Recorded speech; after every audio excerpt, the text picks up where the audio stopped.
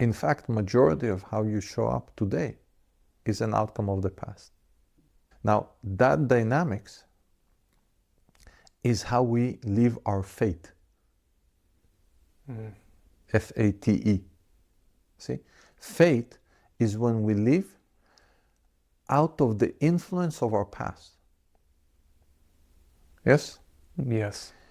We are being propelled forward. We are being pushed forward by forces from our past. See? And I know I'm going into great details, but it's a great segue for me to explain to you some concepts. So think of your middle school pain, being rejected by your friends. It was an outcome of earlier stage, and that's early in your life. You see? So one thing rolls into another because the events are created. It's a co-creation. You show up in a certain way, the environment responds, and back and forth. That dance happens all the time. But how you show up is a function of the forces that operate inside of you. Yes? Now those forces keep operating. So as they keep operating, they basically determine how you're going to show up in future incidents. And as long as you keep doing it, the possibilities are relatively narrow. You see? Yeah. So this is how you basically show up every single time as a response to forces that come from the past, from your past events. And that creates kind of a, think of it as a cone of possibilities. It's narrow cone, right? It's not very wide. It's still, there's infinite possibilities within that realm, but it's relatively narrow because every single time you show up out of the pain that you're still carrying. You see?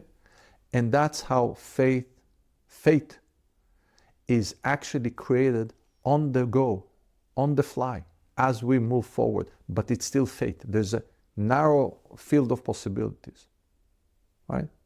I use the idiom of a catapult. You know, when the rock is being thrown out of the catapult, there's a projected trajectory that it flies into. If it's being thrown this way, it's not going to fly this way. So that direction, and you know, today it's very easy to calculate which way it's going to go and where it's going to land. That's our fate. The whole momentum tunnel that it flies through, that's fate. See? Yeah. That the events that transpire through that process are all an outcome. Now, it still can be a very comfortable life and good life. Doesn't mean it's bad, but it will by design include a lot of pain because the main forces that propel forward and tell or determine how you're going to show up to conflicts, to disagreements, to different situations. Maybe there is no conflict, but because you carry pain, you create the conflict, but you don't know that because it's part of how you perceive the situation. See, that's fate. Understand? Yes. All right. Now, what you want to do is find your destiny, find your calling. And in vast majority of cases, it's not inside that momentum tunnel, because that momentum tunnel includes a dominant component of pain that propels you forward, right? And what is destiny? Destiny is not a place.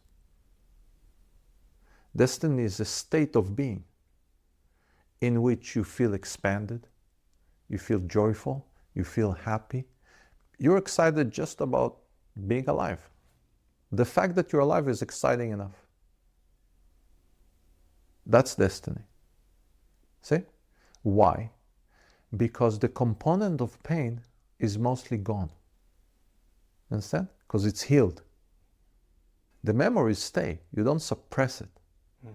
But a painful memory is transmuted to just a memory. So you wake up every morning of your life just happy. There's gonna be something good. I'm excited to be alive, like a kid in a theme park. It is achievable. It is doable. You can get there. And this process is what gets you there. You understand?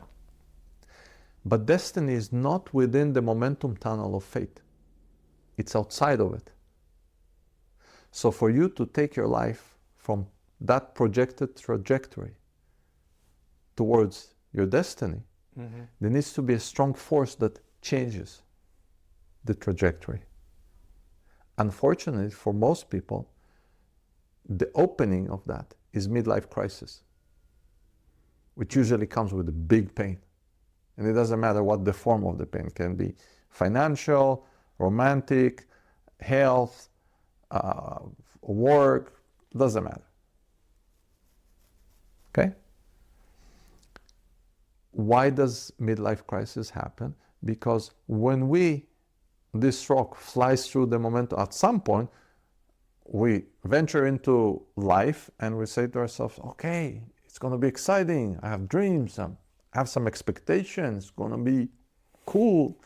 And then 2 decades later, it's like, what the heck? You know? Yeah.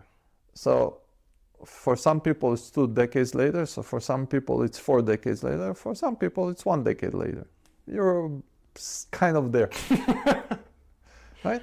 As the age of information becomes more defining to our evolution, it happens earlier because people start realizing things earlier. Right? What you realize today, a few decades ago, people realized in their 50s or 60s. So it just happens earlier. So you venture into life and you're kind of like, yeah, that's not what I signed up for. It's not working for me. I need something different. That's the crack in the door that says, midlife crisis is coming. Oh, God. All right? But that's a good thing. It's an opportunity. Because if you take that route, you start untangling the mental structures and the perceptual cage that causes you to go this way, to live your fate. Right? And you just had a huge example of how it's done. You understand? All right. Now, when you peel away the perceptual structures that keep causing pain in your life, you open the door for painless living.